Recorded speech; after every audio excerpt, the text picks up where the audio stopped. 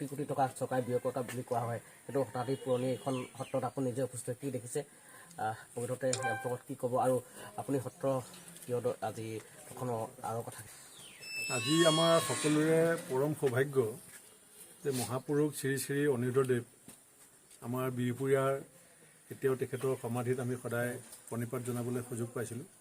তেখেতৰেই যি আদৰ্শ আধ্যাত্মিকতাৰ চিন্তা চৰ্চাৰ এক ঠেঙুলি হিচাপে আমাৰ এই মদাৰখাট এখন ঐতিহাসিক সত্ৰত আমি আজি সৌভাগ্যবশতঃ সেৱা ল'বলৈ সুযোগ পাইছোঁ আৰু এনেকুৱা এখন আধ্যাত্মিক সত্ৰত সেৱা লৈ আমি নিজকে আশীক ধন্য হোৱা বুলি ভাবিছোঁ।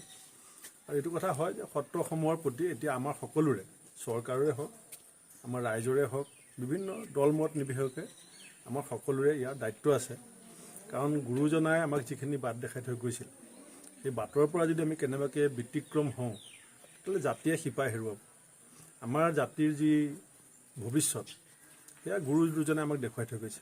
মহাপুৰুষ মাধৱদেৱে আমাৰ অনিৰুদ্ধদেৱে শংকৰদেৱৰ সৈতে বহি ধৰ্মসভাতে আমাক শিকাইছিল যে অধমে কেৱল দুখক দেখুৱায়, মধ্যমে দুখগুণ বিচাৰ কৰে, উত্তমে কেৱল গুণক দেখুৱায়, উত্তমে অল্প গুণ বিস্তাৰ কৰে।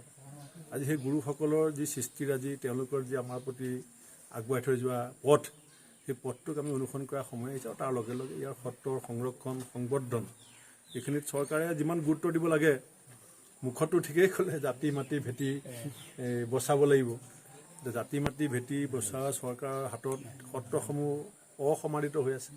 সত্ৰসমূহে যিটো গুৰুত্ব পাব লাগে সেই গুৰুত্ব যে পোৱা নাই। উন্নয়নৰ গংগাৰ নদীৰ ঢল এতিয়ালৈকে সত্ৰত আহি পেলাই পৰা আমি দেখা নাই। আশা কৰিম যে মুখ্যমন্ত্ৰীৰ সপোনৰ উন্নয়নৰ গংগাৰ ঢলে কেতিয়াবা আমাৰ সত্ৰসমূহকো চুই যাব বুলি। আন্তঃৰাজনৈতিক প্ৰশ্ন বিজেপিৰ প্ৰশিক্ষণ গ্ৰহণ কৰাৰ বাবে গৈছে কি ক'ব? আচলতে এই চৰকাৰখনে আৰম্ভণিৰ পৰা আমি ৰাইজক কৈছিলোঁ, ৰাইজে আমাৰ কথাবিলাক বিশ্বাস কৰা নাছিলে যে এইখন এখন ধনিক শ্ৰেণীৰ চৰকাৰ আৰু ধনিক মানসিকতাৰ চৰকাৰ। নহ'লেনো বিধায়কসকলে এনেকুৱা মূল্য বৃদ্ধিৰে মানুহক কোঙা কৰাৰ সময়ত ৩,০০০ টকা প্লেটৰ ভাত খায় নেকি?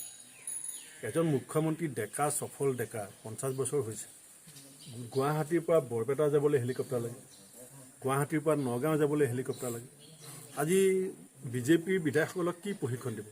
কেনেকৈ সুহুৰি মাৰিব লাগে, কেনেকৈ কিৰিলি পাৰিব লাগে, কেনেকৈ ইলেকশ্যনৰ সময়ত ঘৰৰ আগত পইচা বিলাব লাগে সেইবিলাকে প্ৰশিক্ষণ দিব। কাৰণ আমিতো দেখিছোঁ যি বাজপেয়ী ভৱন যিগৰাকী বাজপেয়ীক দলমত নিৰ্বিশেষে গোটেই ভাৰতবৰ্ষৰ মানুহে সন্মান কৰিছিলে, যাক আমি ভাৰতৰত্ন বাজপেয়ী বুলি কওঁ, সেই বাজপেয়ী ফটোখন মূৰৰ ওপৰত লৈ তলত কিৰিলি পাৰি আছে, তলত খিকিন্দালি কৰি আছে।